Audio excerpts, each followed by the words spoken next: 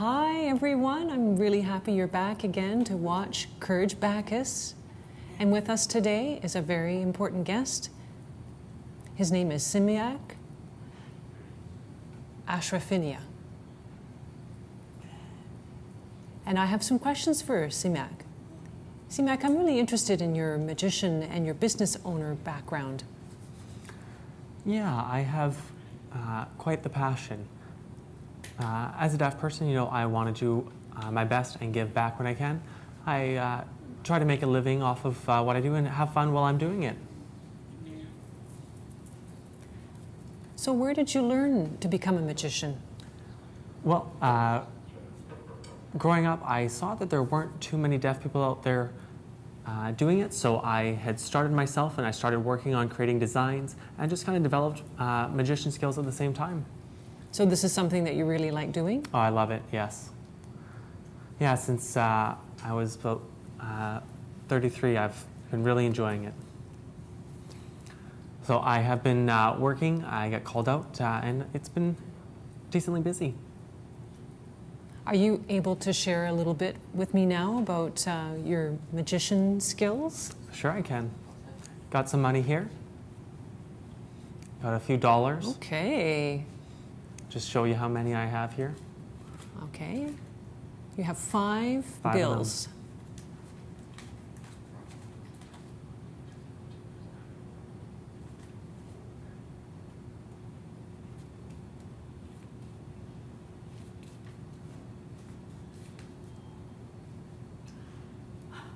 You have $100 bills now.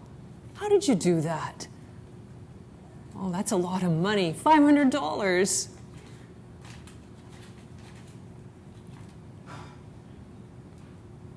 Wow. And I made it all myself. Not too hard to make it. Well, that's pretty impressive. I mean, I counted five $1 bills and they turned into $100 bills. How did you do that? That's very interesting. Yes. Yeah, I started doing some art, worked my way into designs, and I wasn't great at the start, but I would work at it, and I got better. I love doing things with my hands, so I was working with different machinery, woodworking, doing all kinds of stuff, just anything with my hands I did, and then I started doing design and construction, so yeah, I've had a really good go of it, and I've been teaching my two sons, and we've been working at it together, getting better together. So do you have quite a bit of experience as a magician? Yes, yeah, I do. In Iran, and I've gone all around Canada, Spain, Japan. Where else have I been? I've been to Italy, yeah. I've been all over doing a lot of performances. It's been great. Do some mime work in that type of performances. Wow, that's very impressive. Simiak, you've shown interest in setting up your own business, but how did you do that? Yeah. I've thought about, how to make money and what I can do. I've seen other people doing it, and I just thought there's no point in supporting them, and I might as well just do it myself. I thought it'd be hard as a deaf person, but I've figured it out and got pretty good at it. And had my son help me, if he would interpret for me on the phone. And we worked together. It was a little bit hard for him. He's helping his dad out. But we got things going, and he would interpret for me, and business was getting busy. It was good, making advertisements and signs. So things were going along quite well. They had set up a video relay service, though, which was great. And I was extremely happy when they finally had signed that up. I got it all set up and everything, and I didn't need my son to interpret for me anymore. He had been such a great help, but I didn't need him anymore, so I would do my work, and sometimes if I was working on something and I needed to talk with someone or I need to check something, I could go on the relay service. They would help me out a little bit with English things. It was great. I guess I shouldn't really do that, but it was good. And things were going along quite well. They had cut off that service, though, unfortunately. The government had cut funding for it, so I don't know why that was cut, but paying taxes and not getting services in return is a little bit hard. and people have been having trouble getting in contact with me via the phone. So business has been suffering, and any type of communication and making appointments with people is hard. So, I can text, but that isn't always the best. I tried to get my son to come back and help me, but he wasn't able to. And now that this relay service has been cut off, I'm having a really hard time. But I'm still having to pay my taxes for not receiving the services that I need. It's been really challenging, and I've been trying to just make things work. I was saving, and now I'm spending my savings, but I've got some time left here, and I'm just gonna. I've kind of shut things down there, and I'm just gonna work where I can and do what I can. But I'm not getting the service that I need for paying taxes, so I don't know about that. I understand about the video relay service and the video phone, and that was a great technology, but because it closed down, you had a hard time with your business when they stopped that service. And of course, your first language is sign language, so it makes it very challenging to try and keep your business and operate and make a good profit, as well as dealing without communication services. So that's very sad to hear, but I'm just curious about those barriers that you say, well, you were able to overcome with the service of a video relay. Mm-hmm. But you also said that your business suffered. I was just at home, wasn't doing anything. I want to do work. I want to be able to have an equal opportunity here, but I don't. I would love to see other people have opportunities too and have work like I have at points, and it would be great, but it can be really hard, and without any type of assistance and without the necessary services, it is hard. We need a video relay service. What am I supposed to do in the meantime, though? Well, why exactly did you need the video relay service? Well, I'm going to work for it. I want to make advertisements. I'll be out there working to get this service. People can think I'm crazy when I'm out in the rain trying to get this set up, but I'm going to try my best. What are deaf people supposed to do? I am wanting a better future. I'm thinking about even going down to the States. They have the service there. They have interpreters there ready. So, I'm thinking about what my other options are. I don't know what I would do with what I have here, though.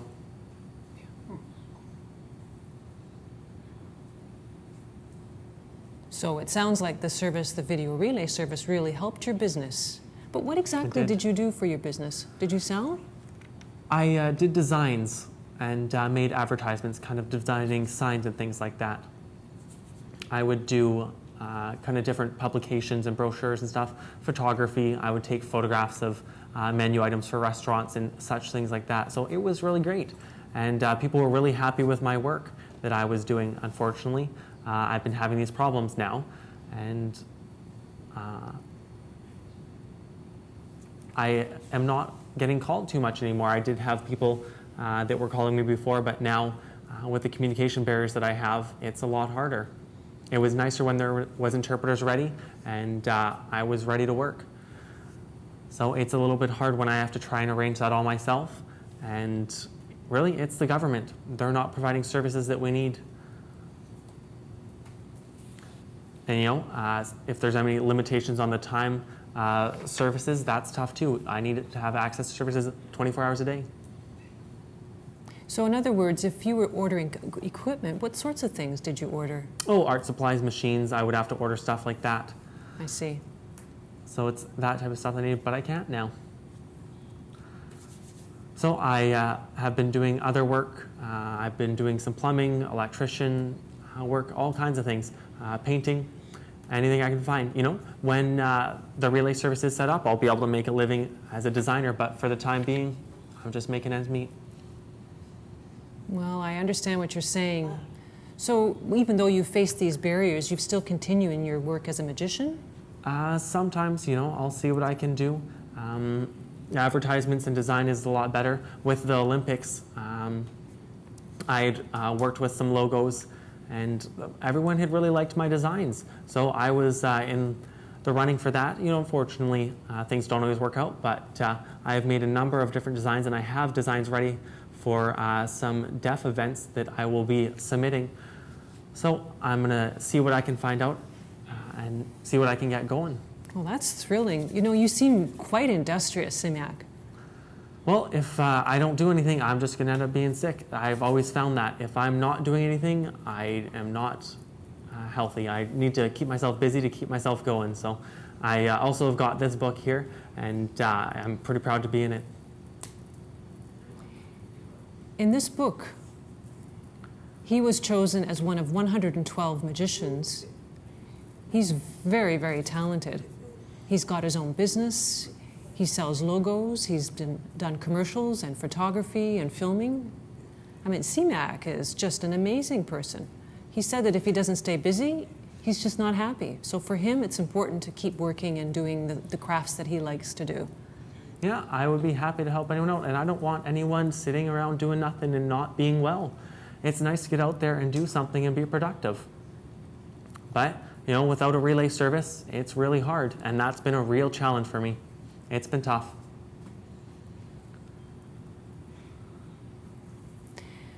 Have you tried, because of the fact you don't have a service, have you been able to get in touch with people who use spoken language? I can't really do anything with it. My English isn't great, and I just, you know, in my natural language, sign language, I can communicate with people through an interpreter, and it's a lot easier.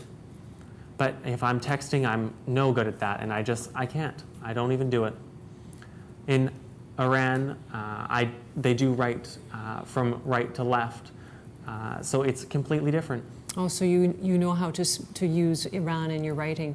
So I'm wondering about your son. Does he still run the business and help out?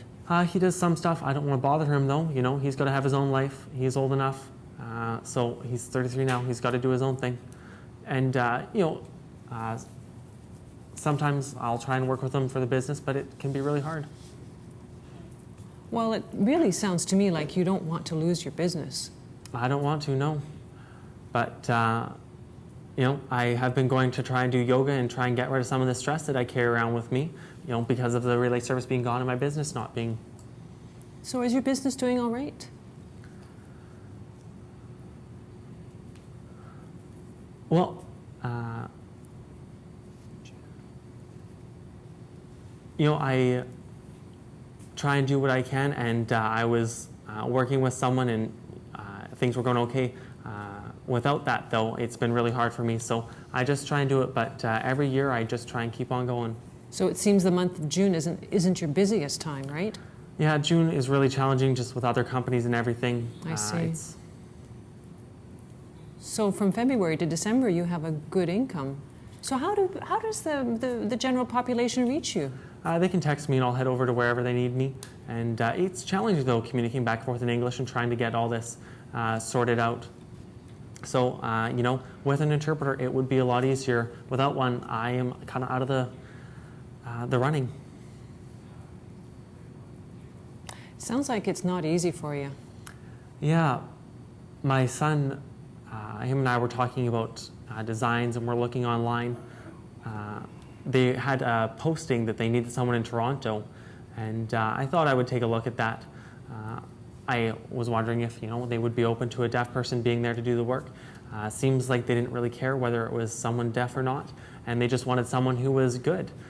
So the company had sent some representatives to come here, and we had talked about doing some work, and my son was working with me. We had done a lot together, and it was just doing some design stuff. We had showed them what we had done. The three of our representatives had headed back to Toronto from the TV company, and my son and I had ended up going, and we were working together. Everything, it was all expense paid. It was really nice.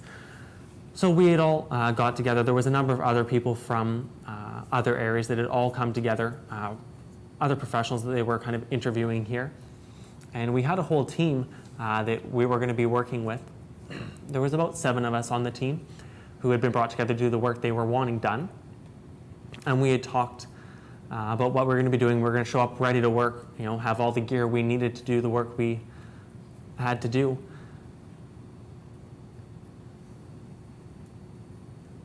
And our team had kind of got all together and met each other, and we had gone in to do the work. They were going to have about 25 cameras in the area that we were going to be in, and we had all got set up with microphones and all that. My son was going to help interpret for me. And we had started, and I guess they just, when we first started, they wanted to mute my mic because as I was signing, they could hear the kind of impact of my hands moving on the mic. So we had come in to this area that we were supposed to be working in, and it was just filthy. It was completely destroyed, and we were going to have to renovate it. So we needed to get this place cleaned up, and we had a budget of $5,000 to do it. I thought, you know, they would have more, but we were going to see what we were going to be able to do. They told us that that's what we had to work with. So $5,000 was the budget, and we had 4 weeks to do it. It was a disaster, this place that we had gone into, and we decided that we were going to spend the money, you know, the $5,000 we had for painting and all the type of stuff that we needed to do in the renovation. So we had worked quite hard. We got, you know, all the electrical systems set up, everything. And at the end of the 4 weeks that we had, it was very busy. We ended up having $2,000 left. We had been really thrifty through the whole process, and were able to save a lot of the money that we were budgeted. So there was no sense in just throwing things out. It made much more sense to kind of reuse them and save things where we could to kind of cut costs. We had a number of different professionals working with us, and everyone was fairly impressed. As you know, the one deaf person there, they were really impressed, and that set that we got all designed ended up really great. And I ended up in the credits on the TV show that was filmed on that set. It was a really good experience, and that was one thing that I ended up impressing a lot of people that worked on the team.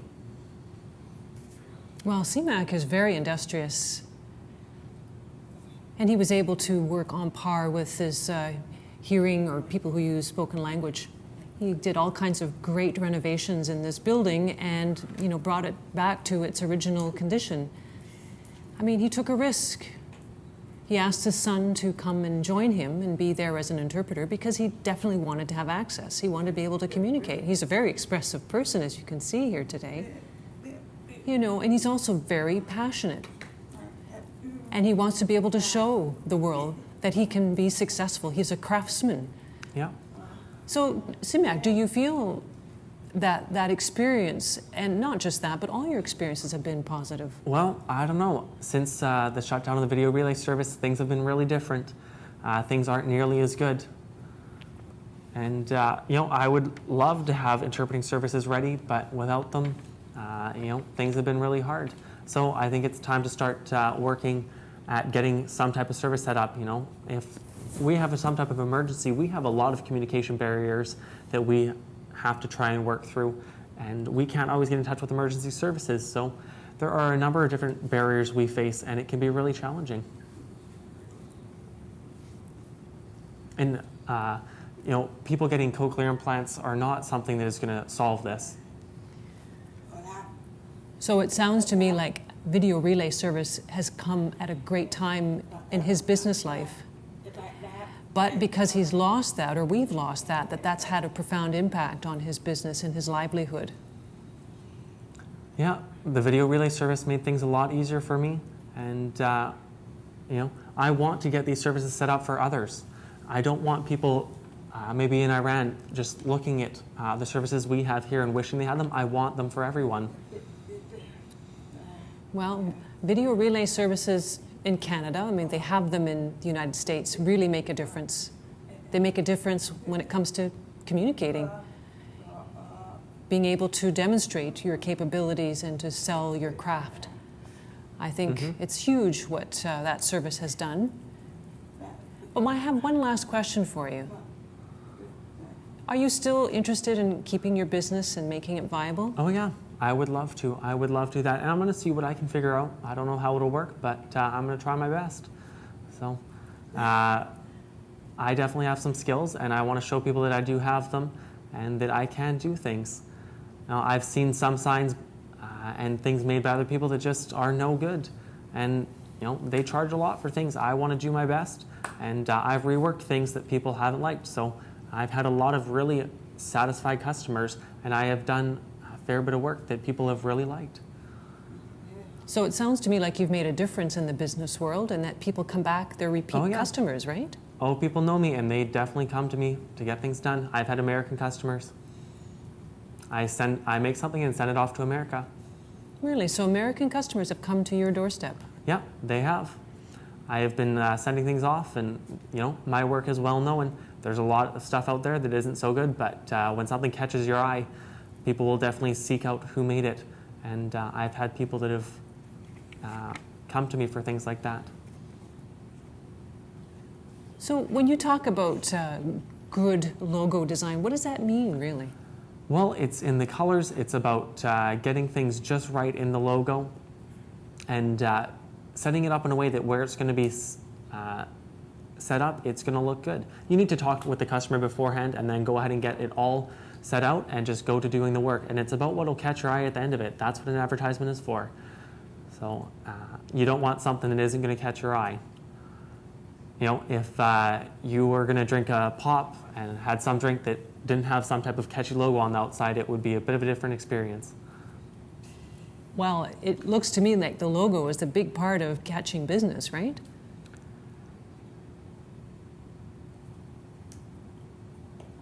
Well, you do have to deal with other companies when working with these, and it's all about making an agreement and going upon doing it, and then getting what the person wants. And if you're talking about fonts and everything, you need to get those arranged beforehand and make sure that you're going to have the customer happy. I have done some work in Iran, and I have also been doing things internationally, but people have been looking for my work and a deaf person's work. So do you design business cards? Oh, yeah. Do you do T-shirt designs? Yeah, lots. So you also do photography. What exactly do you do? I've done photos of menu items for restaurants and created menus for them and all kinds of things. Working on what the product is and trying to make it really appealing. Photography is something that I like doing, and I think pictures are a lot better than just written menu items. So it's about going through and finding a picture and making sure that it does accurately represent it. So setting up a menu board for a restaurant or someone can come in and they're able to see exactly what is, regardless of what language they use, they can just see it. It's really easy, it's eye-catching, and they can go in and get what they want. Pictures are just like that. Well, you're right. It makes complete sense. I mean, pictures are what draw people into a business, to a store. And color and the size and all of that is really important to draw customers. And I notice that myself when I'm driving, like even McDonald's, their big yellow M. And even the clown, the mascot that they use for McDonald's. And the kids, when they see that, they just know what it means. So this is really impressive what you do. It's not simple work. Yeah, it is quite in depth. And pictures they tell 1,000 words. Whatever language it is, it's easy to go in and see a picture, so anyone can access that. Pictures are crucial to me. Well, you make some valid points. It sounds to me like even your magician work and your business work are similar because you're still drawing people into your craft. Yeah, it's important to keep things going and make sure you do have flexibility, and you don't want to be nervous. You just want to go ahead for my work, my art. I want to catch people's eyes, and if they don't like it, you can't be afraid of what people are going to think. You just have to put out what you want, and people will like it or not. So you just got to keep on going and do your best and keep getting better. Well, that's true. I think, CMAC, you've really taught something to us here today, and I'm not that artistic. I am appreciative of good art. I love colors and fonts and pictures, and it's true what you say, that if the picture is powerful, it's going to lead you in. And you really are a craftsman, and I'm really impressed. Yeah, you can take a look at some videos and everything too online. Well, I'm going to make sure we tell our audience about that. I'm sure they want to follow your work. So the best way to reach CMAC is at his TELUS address, which is SIMAC SIAMAKA at telus.net. And you can reach him for any of your logo needs, your business needs, if you're wanting to update or make your business cards more presentable. You can also find Simiak on YouTube. And that would be at SIAMAKASHRAFINIA video. Simiak also has his Facebook address, and that would be at siamak.seed.junk.raiders/Facebook. So please check it out, and there's a lot of information there. These are all really useful sources that you can follow up on Simiak. And if you want to find out more about his career in the world of magicians, it's called The Invisible Magic, and the author is Dr. Simon Carmel. And you can find where you can buy that, probably on Google. And he has a write-up in this book regarding the entire history of magic. So if you want to learn more about Simiak, you can find more about him in this book, and we will have him again on our show. We're looking forward to hearing from you again, and thank you very much for watching Courage Bacchus. And thank you, Simiak, for coming in today and sharing your magic. Thank you.